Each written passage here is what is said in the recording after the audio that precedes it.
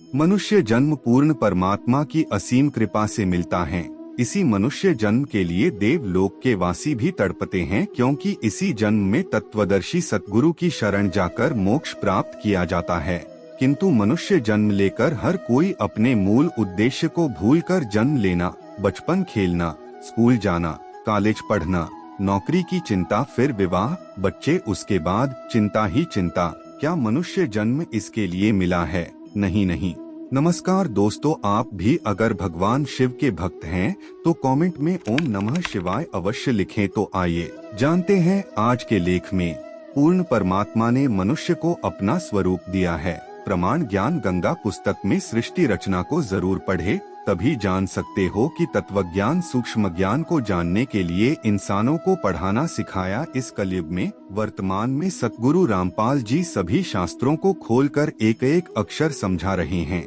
वेदों में लिखा है कि अग्ने तनुर असी परमेश्वर सशरीर है, तथा पवित्र यजुर्वेद अध्याय 5 मंत्र 1-2 बार में लिखा है कि अग्ने तनूर असी विष्णुवेत्वा सोमस्य तनूर असी। इस मंत्र में 2 बार वेद गवाही दे रहा है कि सर्वव्यापक सर्वपालन कर्ता सतपुरुष सशरीर है। पवित्र यजुर्वेद अध्याय 40 मंत्र 8 में कहा है कि कबीर मनीषी जिस परमेश्वर की सर्व प्राणियों को चाह है, वह कबीर अर्थात कबीर परमेश्वर पूर्ण ब्रह्मा है। उनका शरीर बिना नाड़ी का है, शुक्रम अकायम वीर्य से बनी 5 तत्व से बनी भौतिक काया रहित है। वह सर्व का मालिक सर्वोपरि सत्यलोक में विराजमान है। उस परमेश्वर का तेजपुंज का स्वयं प्रकाशित शरीर है, जो शब्द रूप अर्थात अविनाशी है।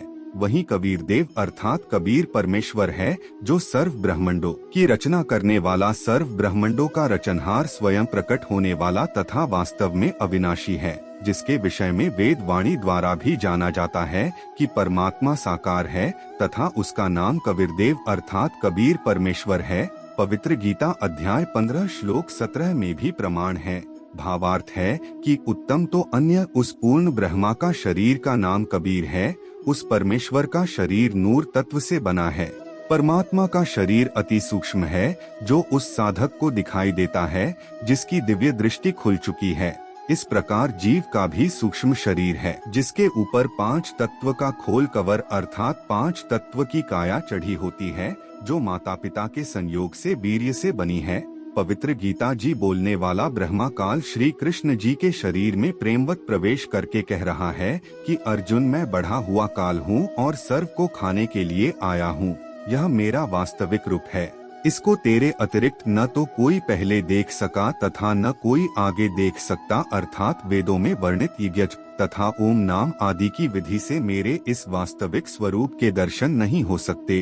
अध्याय 11 श्लोक 32 से 38। मैं कृष्ण नहीं हूँ। ये मूर्ख लोग कृष्ण रूप में मुझ अव्यक्त को व्यक्त अर्थात मनुष्य रूप ज्ञान रहे हैं, क्योंकि ये मेरे घटिया नियम से अपरिचित हैं कि मैं कभी वास्तविक इस काल रूप में सबके सामने नहीं आता, क्योंकि मैं अपनी योग माया अर्थात सिद्धि शक्ति से छिपा रहता हूँ। गीता अध्याय 7 का श्लोक 24-25। अपने छुपे रहने वाले विधान को स्वयं अश्रेष्ठ कहा है। आखिर क्यों? क्योंकि जो पिता अपनी संतान को भी दर्शन नहीं देता तो उसमें कोई त्रुटि है, जिस कारण से छुपा है तथा सुविधाएं भी प्रदान कर रहा है। इस संसार के राजा काल को शापवश 1 लाख मानव शरीरधारी प्राणियों का आहार करना पड़ता है तथा 1,25,000 प्रतिदिन जो अधिक उत्पन्न होते उन्हें ठिकाने लगाने के लिए तथा कर्म भोग का दंड देने के लिए 84 लाख योनियों की व्यवस्था की हुई है। यदि सबसे सामने बैठकर किसी की पुत्री, किसी की पत्नी, किसी के पुत्र माता पिता को खाए तो सर्व को काल ब्रह्मा से घृणा हो जाए तथा जब भी कभी पूर्ण परमात्मा कविरग्नि स्वयं आए या अपना कोई संदेशवाहक दूत भेजें तो सर्व प्राणी सत्य भक्ति करके काल के जाल से निकल जाएं। इसलिए धोखा देकर रखता है तथा पवित्र गीता अध्याय 7 श्लोक 18, 24, 25 में अपनी साधना से होने वाली मुक्ति गति को भी अनुत्तमाम अति अश्रेष्ठ कहा है तथा अपने विधान नियम को भी अश्रेष्ठ कहा है।